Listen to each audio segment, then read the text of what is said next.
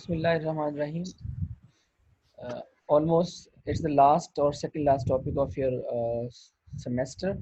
Or today we will discuss what is a agreement or what is a case and what is a reference in your English language.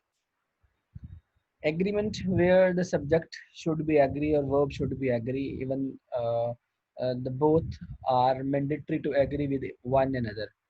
Agreement in the case, agreement in number, agreement in singular, agreement in plural, ये सारी चीज़ें हमें इसमें discuss करनी है किस तरह से एग्रीमेंट हम लेके चलेंगे.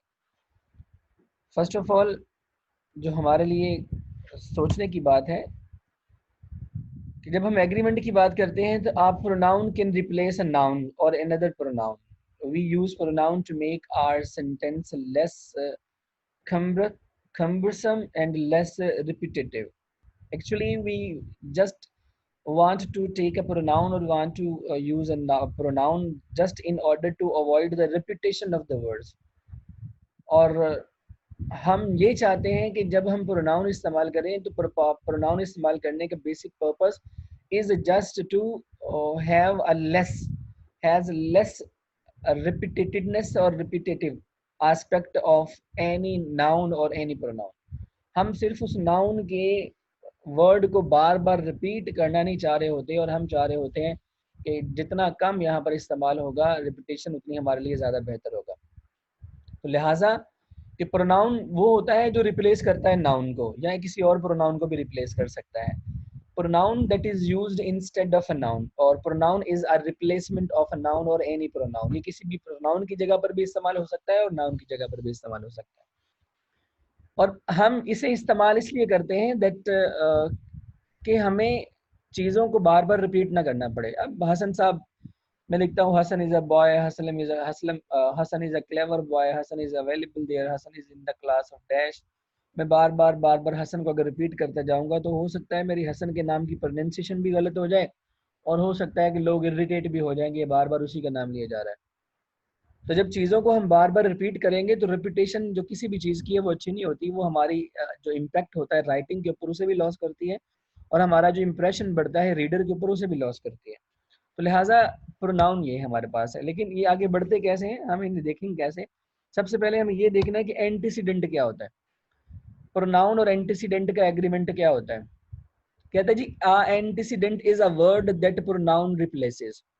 ठीक है, जो प्रोनाउन जिस नाउन को रिप्लेस करता है ना वो उसका एंटीसीडेंट होता है. अब जिस नाउन प्रोनाउन ने जिस नाउन को रिप्लेस किया है वही उसका एंटीसीडेंट है. मतलब जो रिप्लेस होने वाला नाउन है वो आगे इस्तेमाल होने वाले प्रोनाउन का एंटीसीडेंट है. मतलब कि जो pronoun must agree with their antecedents in persons, number and gender. अगर सपोज बात मैं बताना आपको चाह रहा हूँ कि Hasan Hasan is a boy, he is available there. अब हसन इज अ बॉय और ही इज अवेलेबल देयर, जो ही है इसका एंटीसीडेंट हसन है क्योंकि ही जो है ये रिप्लेस करता है हसन को. तो लिहाजा कहता है जो हसन है उसका नंबर और ही का नंबर, हसन का केस और ही का केस, इसका जेंडर और उसका जेंडर सेम एक जैसे होने चाहिए. इनमें डिफरेंस नहीं आना चाहिए. अगर यहाँ पर डिफरेंस आ जाएगा तो हमारे यहाँ पर एंटीसीडेंट का एग्रीमेंट नहीं रहेगा, वहां पर उसकी प्रॉब्लम क्रिएट हो जाएंगे. तो लिहाजा the most common pronoun errors occur when pronoun and antecedent do not agree in number. ज्यादातर ये तब होता है कि मैंने पीछे लिख दिया असलम एंड अली लेकिन आगे मैंने ही लिख दिया.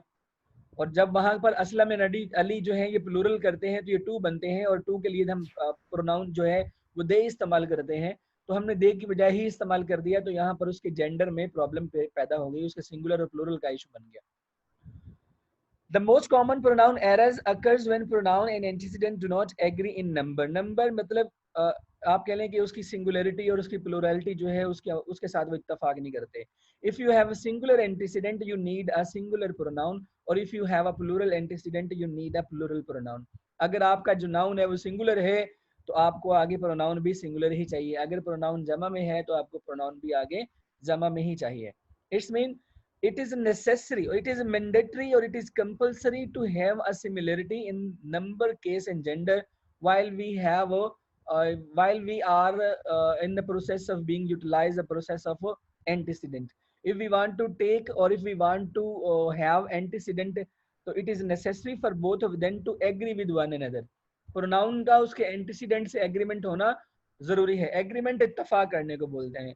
इत्तफाक उसकी सिंगुलरिटी में भी है, उसकी प्लूरल में भी है, उसके नंबर जेंडर में भी है। अभी तो हम प्रोनाउन को देख रहे हैं। इसी तरह जब हम आगे बढ़ेंगे तो हम देखेंगे कि जो सिंगुलर नाउन है उसके साथ हम सिंगुलर हेल्पिंग वर्ब इस्तेमाल करते हैं, जो प्लूरल नाउन्स हैं उनके हम प्लूरल हेल्पिंग वर्ब इस्तेमाल करते हैं। इट्स मीन एग्रीमेंट की हम बात कर रहे हैं, तो एग्रीमेंट एग्री करना है।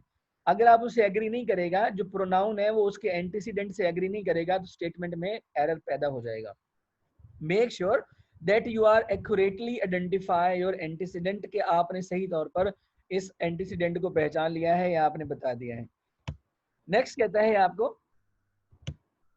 कहता है अगर दो antecedent joined by and are plural and take a plural pronoun. कहता है अगर दो एंटीसीडेंट एंड के साथ ज्वाइन कर दिए जाएं तो डेफिनेटली वो प्लूरल होंगे। जब वो प्लूरल होंगे तो फिर वो क्या करेंगे, जब वो एंड के साथ ज्वाइन किए जाएंगे तो वो प्लूरल कंसीडर होंगे, तो डेफिनेटली वो प्लूरल प्रोनाउन ही इस्तेमाल करेंगे, वो सिंगुलर नहीं ले सकते। एग्जाम्पल के तौर पर क्या कहता है यहाँ पर, कहता है जी my brother in law.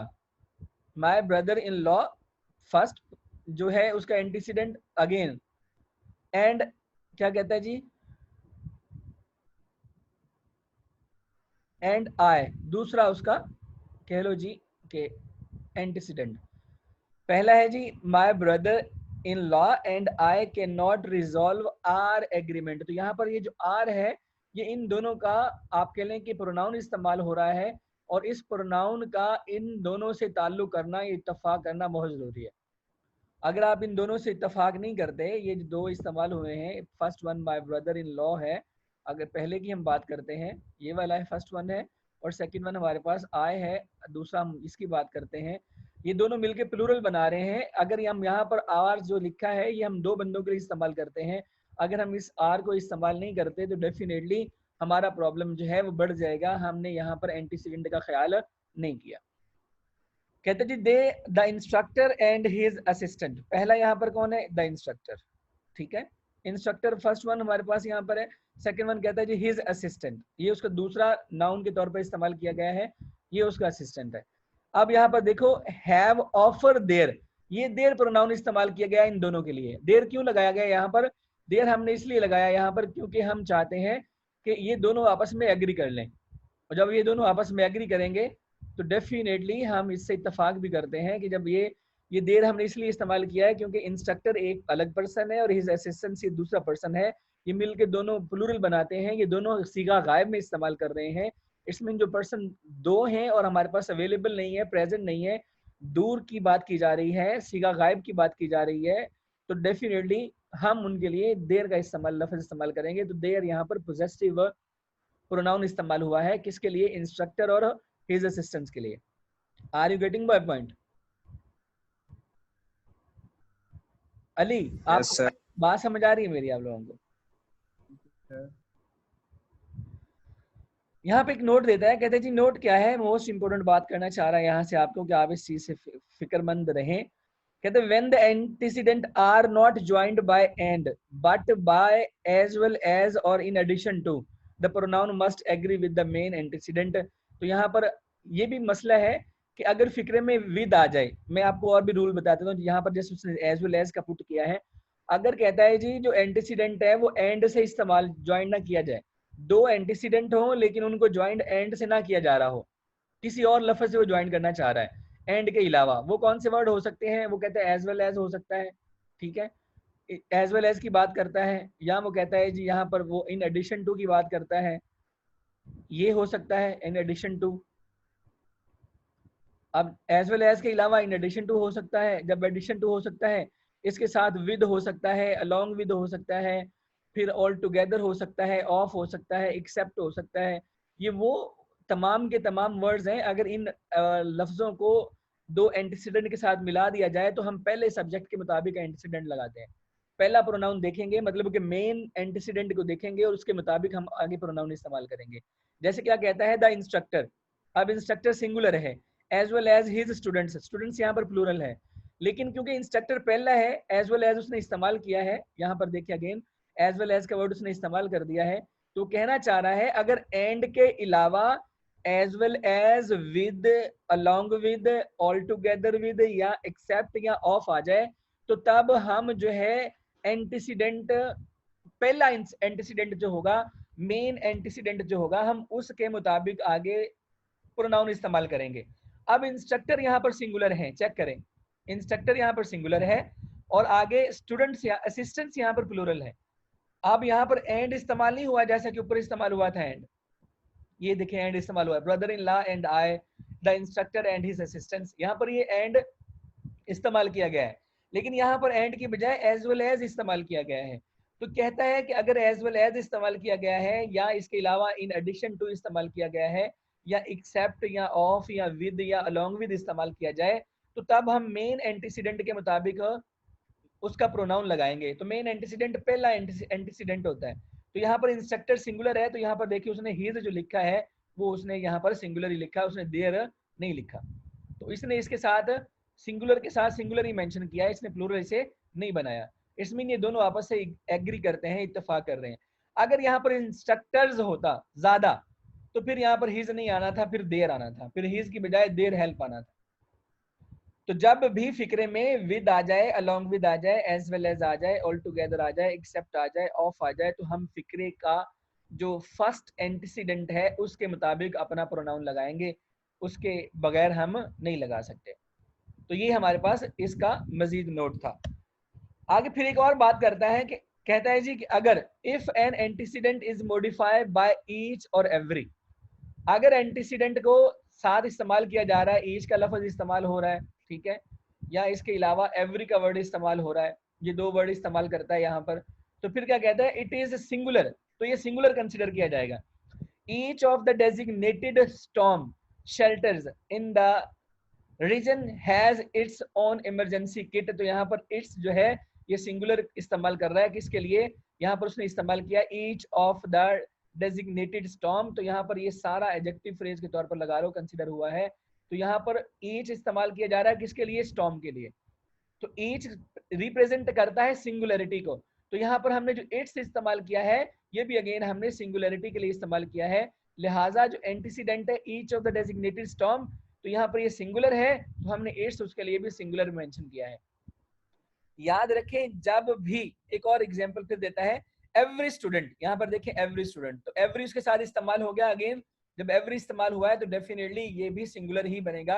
Every students who receives financial aid must complete his और हर, ये दोनों देखें लड़की और लड़के के लिए दोनों सिंगुलरिटी प्रेजेंट कर दी उसने कि उसे अपना ओन फॉर्म बनाना चाहिए, मुकम्मल करना चाहिए, कंप्लीट करना चाहिए। जिस पर्सन को फाइनेंशियली हेल्प मिली है उसे अपना फॉर्म बनाना चाहिए। तो यहाँ पर अगेन हिज और हर दोनों ही सिंगुलरिटी को प्रेजेंट करते हैं। Again if a sentence entitled या मॉडिफाई विद ईच और every, it is necessary for you to arrange a singular pronoun for a singular antecedent. आपके लिए जरूरी है कि वहां पर सिंगुलरिटी को जाहिर करें। ये आपका था एंटीसीडेंट का एग्रीमेंट होना। एंटीसीडेंट क्या होता है, जो प्रोनाउन से पहले नाउन इस्तेमाल होता है वो उस प्रोनाउन का एंटीसीडेंट होता है। तो लिहाजा जो प्रोनाउन होगा वो हम उस नाउन की पोजीशन के मुताबिक लगाएंगे। अगर नाउन वहां पर सिंगुलर है तो हम प्रोनाउन भी सिंगुलर लगाएंगे, अगर नाउन प्लूरल है तो हम प्रोनाउन भी प्लूरल कंसीडर करेंगे। तो लिहाजा ये एंटीसीडेंट का एग्रीमेंट था। फिर कहता है जी इनडेफिनिट प्रोनाउन। अब इनडेफिनिट प्रोनाउन क्या होते हैं, जो श्योर नहीं होते, जो बिल्कुल हतमी बात नहीं करते, जैसे कि नो वन की बात कर देता है, नो बॉडी की बात कर देता है, या वन की बात कर देता है, वन बॉडी की बात कर देता है। यहाँ पर जब चीजों को हम क्लैरिफाई नहीं करते हम किसकी बात करना चाह रहे हैं। तो जैसे कि indefinite pronouns ending in body, everybody, ठीक है, नो बॉडी, और इसके अलावा सम बॉडी, ये वो वर्ड है। वन और thing are singular and take a singular pronoun. अगर बॉडी लफ्ज आ जाए या वन वर्ड आ जाए या वन थिंग आ जाए तो हम क्या कहते हैं, हम इसके साथ सिंगुलर प्रोनाउन इस्तेमाल करते हैं। These words are tricky because they imply more than one, but the actual meaning is one at the same time। कहता है ये ऐसा लगता है जैसे एक से ज्यादा लोगों को अप्लाई कर रहे हैं, लेकिन अब मीनिंग इसका एक ही होता है। जैसे कि यहाँ पर क्या कहता है, everyone finished their test before the time limit was up। तो यहाँ पर क्या कहता है जी, यहाँ पर everyone जो है उसने देर का वर्ड इस्तेमाल किया, तो देर का वर्ड यहाँ पर वर्ड किसके लिए इस्तेमाल किया जा रहा है, ये चेक करें, नो मतलब कि जुमला ठीक नहीं है, एवरीवन फिनिश्ड, एवरीवन इस्तेमाल कर दिया है, तो यहाँ पर सिंगुलर होना आना चाहिए था, एवरीवन फिनिश्ड हिज वर्क और his test before the time was up. It's mean आगे करेक्ट जुमला लिखता है एवरीवन फिनिश्ड हिज और her test before the time limit was up. तो यहाँ पर ये जो फर्स्ट वन स्टेटमेंट है ये वाली, ये रॉन्ग स्टेटमेंट है, जो आपको बताना चाह रहा है ये स्टेटमेंट ठीक नहीं है, ये गलत स्टेटमेंट है। आप कह लें कि इसे हम ये ब्लू कर रहे हैं, लेकिन आगे जो नेक्स्ट स्टेटमेंट है एवरीवन के साथ सिंगुलर लगाता है, तो ये अब आपके पास राइट स्टेटमेंट है, तो इसे हम यहाँ पर ग्रीन कर देते हैं, ये स्टेटमेंट आपकी ठीक है। तो लिहाजा जब एवरी का वर्ड आ जाएगा एंडिंग विद बॉडी के साथ आ जाएगा, या वन के साथ आ जाएगा, या वन थिंग के साथ आ जाएगा, तो तब भी हम इसे सिंगुलर ही कंसिडर करेंगे। अगेन एग्जांपल देता है, जुमला फिर गलत है, if anyone wants me give them my phone, तो यहाँ पर इफ एनीवन, ये एनीवन सिंगुलर है, तो देम उसके लिए इस्तेमाल कर दिया, देम फिर ये गलती कर गया यहाँ पर, अगेन यहाँ पर हमें हिम का वर्ड इस्तेमाल करना था, लिहाजा ये स्टेटमेंट जो है ये भी गलत है, इसे भी हम ब्लू कर देते हैं क्योंकि हम यहाँ पर ब्लू सिंबल दे रहे हैं रॉन्ग को, ठीक है। तो अगेन नेक्स्ट स्टेटमेंट जो है, if anyone wants me give him और हर माय मोबाइल नंबर, अगर कोई मुझसे इत्तेफाक करता है उसे मेरा अपना नंबर दे दें, तो यहाँ पर अगेन ये इत्तेफाक की जा रही है सिंगुलरिटी के साथ, तो अगेन ये जुमला ठीक है, ये ग्रीन दोनों ठीक है, ब्लू दोनों गलत है। तो अगेन यहाँ पर इंडेफिनिट प्रोनाउन जब भी इस्तेमाल होते हैं अमूमन ये सिंगुलरिटी के साथ इस्तेमाल होते हैं, सिंगल चीजों को प्रेजेंट करते हैं। देन हमारे पास है कि कहता है सम्मन प्रोनाउंस होते हैं। अब ये सम्मन प्रोनाउंस क्या है, ये एब्रीविएशन बनाई हुई है। सम्मन मतलब एस से है सम, ए से है एनी, एम से है मोर, एम से है मोस्ट, ए से है ऑल और एन से है नन। अगर ये जो प्रोनाउन है, ये जो सारे इस्तेमाल हुए हैं यहाँ पर, इन प्रोनाउन की बात करता है, कहता है अगर ये प्रोनाउन देखो तुम लोग, इसे मिला के वो सम्मन बनाता है, इन सबको मिला के वो क्या बना रहा है, सम्मन बना रहा है। यहाँ पर देखिए, ये भी आप लोगों के लिए नई चीज है, पहले नहीं देखी होगी कंफर्म आप लोगों ने। कहता है the pronoun Noon as summon, summon मतलब S A double M A N, S से सम, ए से एनी, एम से मोर और एम से मोस्ट और ए से ऑल और एन से नन। कहता है अगर ये इस्तेमाल हो जाए तो ये दोनों काम करते हैं, सिंगुलर भी और प्लूरल भी। अगर एनी वन ऑफ भी आ सकता है, एनी ऑफ देम भी आ सकता है, ठीक है। कहता है ये सिंगुलर भी होती हैं और प्लूरल भी होती हैं। To decide if a summon pronoun is singular और plural, look at the word it refers to, तो हमें उस वर्ड की तरफ देखना पड़ता है जिसके साथ ये इस्तेमाल किए जा रहे हैं। जैसे कि when the pronoun refer to something that can be counted, use a plural pronoun to refer to it. When the pronoun refer to something that cannot be counted, use a singular pronoun. कहता है इनके साथ अगर वो चीजें इस्तेमाल हो जाएं जिन्हें आप काउंट कर सकते हैं, तो फिर आप कहें कि ये प्लूरल है, और वो चीजें जिन्हें आप काउंट नहीं कर सकते तो फिर कंसिडर करें कि ये सिंगुलर है। जैसे कि most of the sugar had spilled so I wiped it, तो यहाँ पर मोस्ट के साथ शुगर इस्तेमाल किया, शुगर को हम काउंट नहीं कर सकते, तो लिहाजा ये यहाँ पर जो इस्तेमाल किया जा रहा है ये सिंगुलरिटी को प्रेजेंट कर रहा है। तो ये अगेन मैं से हाईलाइट कर रहा हूँ। तो यहाँ पर मोस्ट ऑफ द शुगर कहता है जो चीजें काउंट की जाती हैं वो सिंगुलर है, जो नहीं काउंट की जाती वो प्लूरल है। तो लिहाजा जो चीजें काउंट की जाएंगी, ये लें हाईलाइट कर देते हैं इसे भी, that can be counted use a plural pronoun, ठीक है। ये जो काउंट की जाएंगी वो प्लूरल होंगी, और जो काउंट नहीं की जाएंगी वो सिंगुलर होंगी, इसे भी हम कंसिडर कर लेते हैं। और जो काउंट नहीं होंगी वो सिंगुलर कंसिडर की जाएंगी। तो यहाँ पर most of the sugar, sugar हम काउंट नहीं कर सकते क्योंकि ये क्वांटिटी नहीं होती, ये क्वालिटी बताती है आपको। आप कह लें कि ये मेजरमेंट्स बताती है, जैसे कि हम कह सकते हैं 1 kg 2 kg, हम इस तरह से इसकी कर सकते हैं, लेकिन काउंटिंग नहीं कर सकते हम इसे। तो most of the sugar had spilled so I wiped it, तो इट यहाँ पर इस्तेमाल किया किसके लिए, शुगर के लिए, तो लिहाजा ये शुगर को प्रेजेंट कर रहा है। तो अगेन एक और देखें, all of the sacks, sacks मतलब वो बोरी जो होती है, ठीक है, of grain had fallen from there from the back of the truck and they were scattered. तो यहाँ पर ये जो दे इस्तेमाल हुआ है ये इस सैक के लिए इस्तेमाल हुआ है। तो यहाँ पर सैक और दे जो है यहाँ पर ये किस लिए इस्तेमाल किए जा रहे हैं, ये दोनों आपस में प्लूरल इंडिकेट कर रहे हैं क्योंकि ये गिने जा सकते हैं, बोरी जो है या तोड़ा जो है वो गिना जा सकता है। तो यहाँ पर ऑल का वर्ड इस्तेमाल किया, तो ऑल यहाँ पर हमारे पास मेंशन है। तो लिहाजा जो सम्मन प्रोनाउंस है वो हम तब इस्तेमाल करते हैं जब हमें सिंगुलरिटी भी इस्तेमाल चाहिए होती है और प्लूरल भी। हम ये देखते हैं कि ये इस्तेमाल किसके साथ हो रहे हैं, तो हम उसे उस लिहाज से डील करते हैं जिस लिहाज से वो इस्तेमाल होना चाहते हैं। सिंगुलर भी हो सकते हैं और प्लूरल भी हो सकते हैं, दोनों तरह से इस्तेमाल हो सकते हैं। नेक्स्ट आपके पास है when the antecedents are connected by और या नॉर, कहता अगर आपका एंटीसीडेंट और या नॉर से कंसिडर किया जाए, अगर फिक्रे में आइदर और, neither nor, not only but also आ जाए, मतलब अगर फिक्रे में और आ जाए या नॉर आ जाए, तो फिर हम जो दूसरा एंटीसीडेंट होगा उसके मुताबिक हम प्रोनाउन इस्तेमाल करेंगे, ये बात याद रखना। कहता है जी when the antecedents are connected by और या नॉर,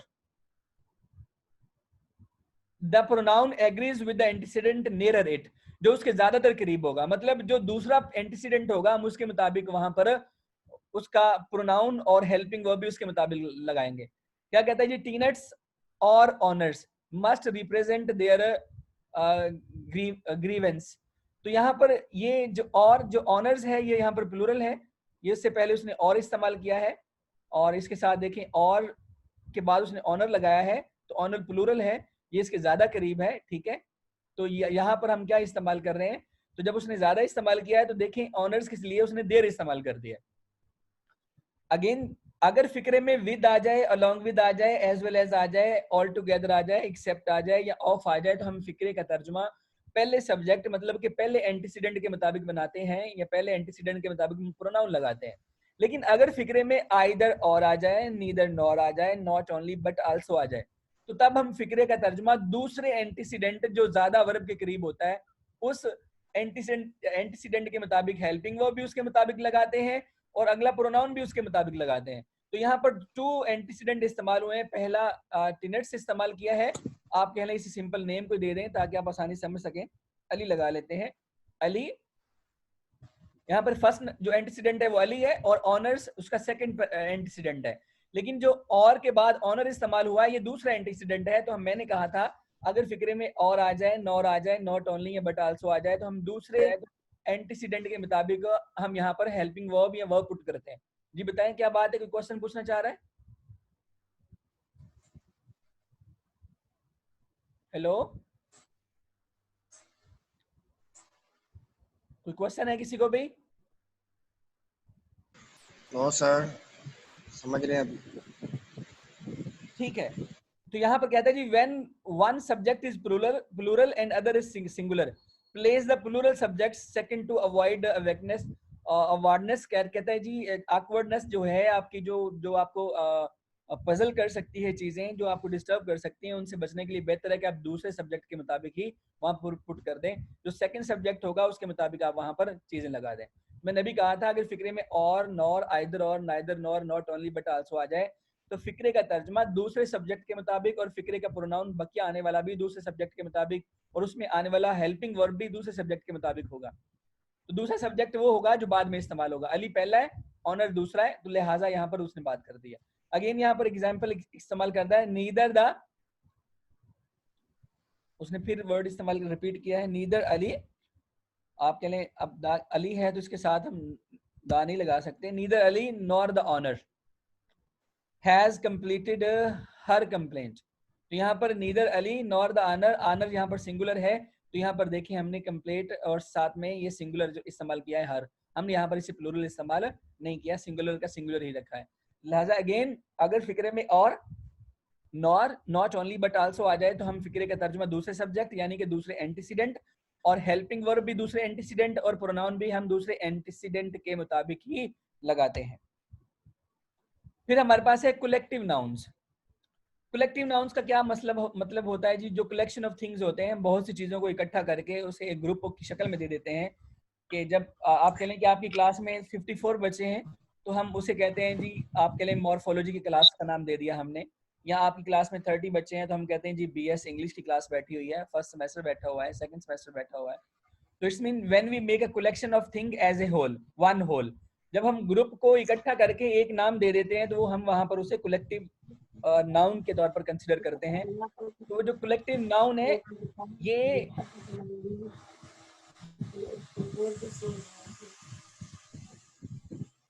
ये अपनी आवाजें बंद कर लो, मैंने क्लास से निकाल देना है। जब कलेक्टिव नाउन इस्तेमाल होते हैं, कहता है जी टीम जैसे कलेक्टिव नाउन है, यहाँ पर 12 से 15 लोग होते हैं लेकिन हम उसे टीम कहते हैं। क्लास बहुत से लोग होते हैं लेकिन हम क्लास एक कहते हैं। क्राउड में हजारों लोग भी हो सकते हैं लेकिन हम क्राउड ही कहते हैं। ऑडियंस, सामने बैठने वाले बहुत से लोग हैं फिर भी हम उसे ऑडियंस ही कहते हैं। कमेटी में 15, 20, 25 लोग हो सकते हैं। जूरी के 5, 7, 10, 20, 25 लोगों का जजों का बेंच हो सकता है। Usually take a singular pronoun unless the members of the group are acting as individual.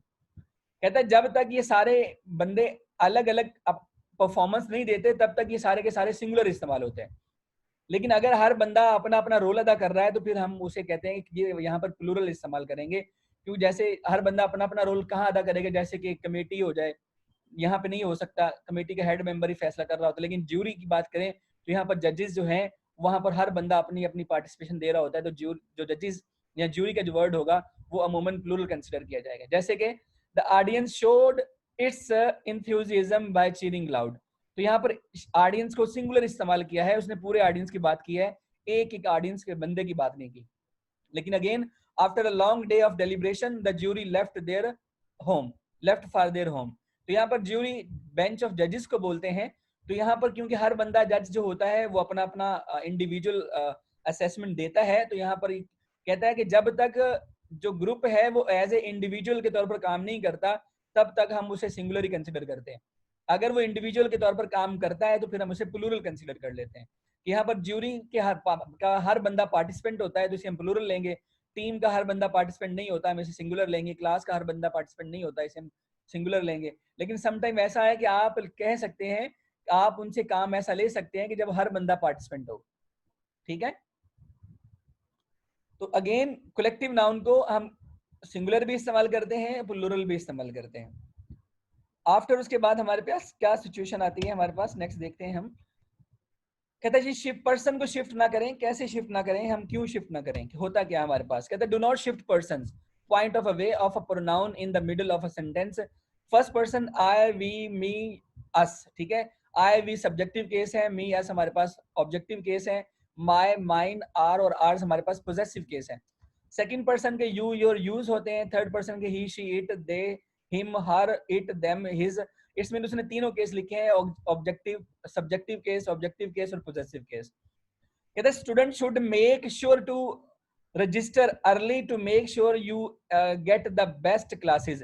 Revise sentences क्या है, स्टूडेंट्स ज्यादा हैं, should make sure to register early to make sure they get the best classes. ये student ज्यादा हैं, तो कहता है अगर पीछे प्रोनाउन प्लूरल इस्तेमाल हुआ है, नाउन प्लूरल इस्तेमाल हुआ है, तो आगे भी इसका प्लूरल ही इस्तेमाल करना चाहिए।